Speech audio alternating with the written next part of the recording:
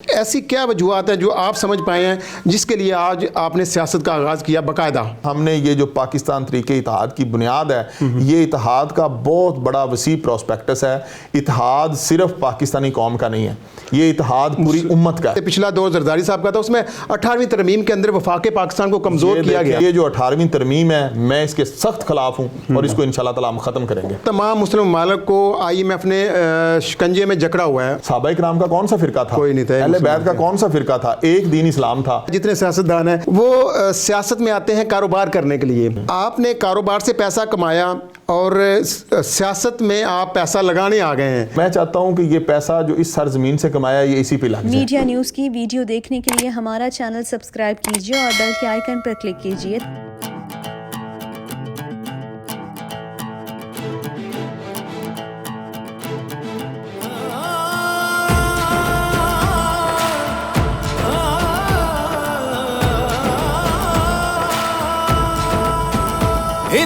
اتحاد اتحاد تحریک اتحاد، پاک وطن کا مستقبل، امن محبت کی منزل، ہر ایک دل کو کر دے گی روشن اور آباد۔ تحریک اتحاد تحریک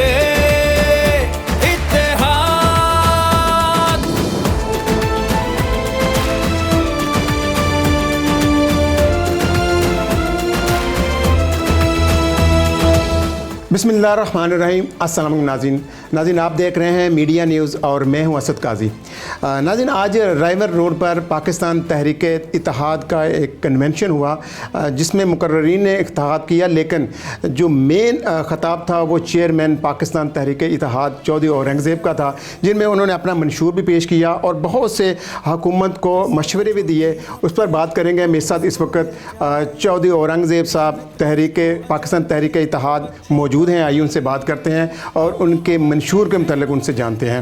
جی چودھری صاحب، آپ کا بہت شکریہ۔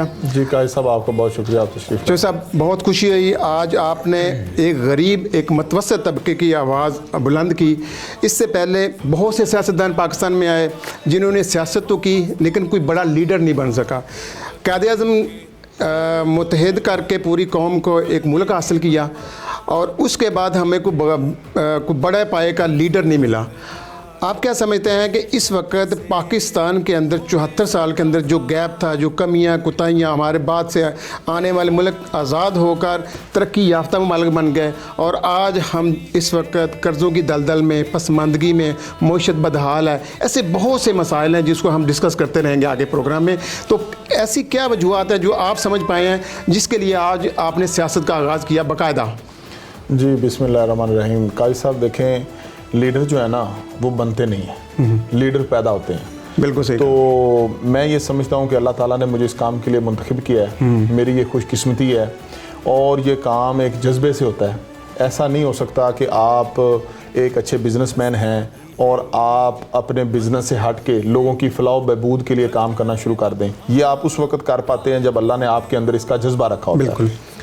تو الحمدللہ ہم نے یہ جو انیشیٹو لیا ہے، زیادہ تر سیاستدان آپ کو یہ کہتے ہوئے ملیں گے کہ جی ہم لوگوں کے لیے یہ کر رہے ہیں، ہم لوگوں کے لیے وہ کر رہے ہیں۔ سب سے پہلے جو بندہ اس چیز کا قدم اٹھاتا ہے وہ یہ کام اپنے لیے کرتا ہے، ایسے ہی، کیونکہ دوسروں کی بہتری میں ہی ہماری اپنی بہتری ہوتی ہے، ایسے ہی، دوسروں کی بھلائی میں انسان کی اپنی بھلائی ہے۔ ایگری۔ دیکھیں، ہمارے آباء و اجداد نے پاکستان بنانے کے لیے قربانیاں دیں، آج ہم ایک آزاد ملک میں بیٹھے ہوئے ہیں۔ آج ہم اس پاکستان کے لیے کام کریں گے تو ہماری آنے والی نسلیں ایک بہتر پاکستان میں بیٹھی ہوئی ہوں گی۔ بالکل ٹھیک۔ یعنی کہ ہماری آنے والی نسل کو ہی اس جد و جہد کا فائدہ ہونا ہے۔ صحیح۔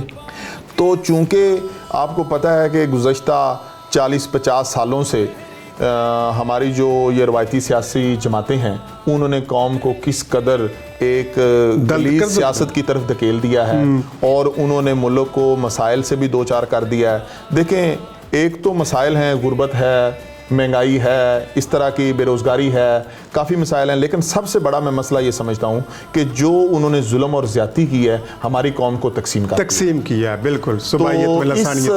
دیکھیں، یہ ایک انسیڈنٹ پہلے ہمارے ساتھ ہوا تھا 1971 میں جب سکوت ڈھاکہ ہوا اور ہمارا مشرقی پاکستان ہم سے علیحدہ ہوا. دیکھیں ہمیں اس سے سبق سیکھنا چاہیے, ہمیں اپنے ملک کو متحد رکھنے کے لیے کام کرنا چاہیے.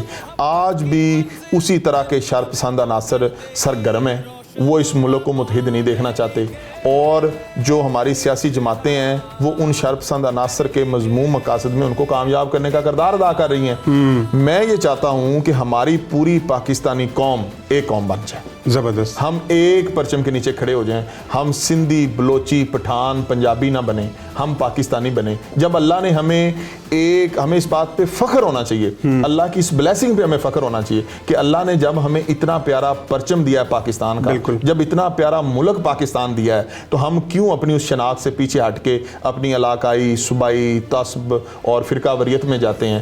اس چیز کے خلاف ہم نے انیشیٹو لیا ہے اور انشاءاللہ تعالی ہم اپنی قوم کو متحد کریں گے. اچھا جیسا میں نے دیکھا آپ کی جو جماعت ہے اس کا نام ہے پاکستان تحریک اتحاد, اس کا آئیڈیا کیسے آیا؟ میں نے بڑا نوٹس کیا ہر سیاسی پارٹی نے بالکل قوم کو تقسیم کیا, کسی نے صوبائیت میں, کسی نے لسانیت میں, پھر اس کے بعد تقسیم در تقسیم, پھر برادریزم میں.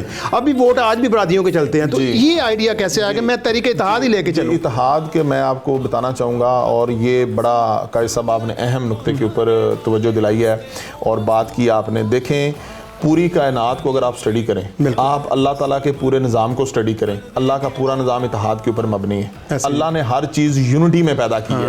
اللہ نے ہماری باڈی ہے نا, ہماری باڈی کے اندر بھی ایک اتحاد ہے. جس وقت باڈی کے اندر اتحاد نہیں رہتا آپ کی طبیعت خراب ہو جاتی ہے, آپ ڈسٹرب ہو جاتے ہیں. ایک گاڑی چل رہی ہوتی ہے, اس کے چاروں پہیے ایک سمت میں, ایک ڈائریکشن میں کام کر رہے ہوتے ہیں. گاڑی کی پوری مشینری ایک سمت میں جا رہی ہوتی ہے. اگر چاروں ٹائر ایک سمت میں نہیں جا رہے ہوں گے تو کیسے گاڑی چلے گی؟ نہیں چل سکتی. اسی طرح سے اگر ہماری, آپ ویسے بھی دیکھیں پوری دنیا کے اندر قاضی صاحب جو جتنے بھی ملکوں نے ترقی کی ہے, چاہے وہ یونائٹڈ نیشنز ہیں, یونائٹڈ نیشنز آف امریکہ ہے, یونائٹڈ اسٹیٹس آف امریکہ ہے, آپ یورپی یونین کی مثال لے لیں, آپ یونائٹڈ عرب امارات, جہاں پہ یونائٹڈ ہے وہاں پہ پروگریس ہے, وہاں پہ گروتھ ہے.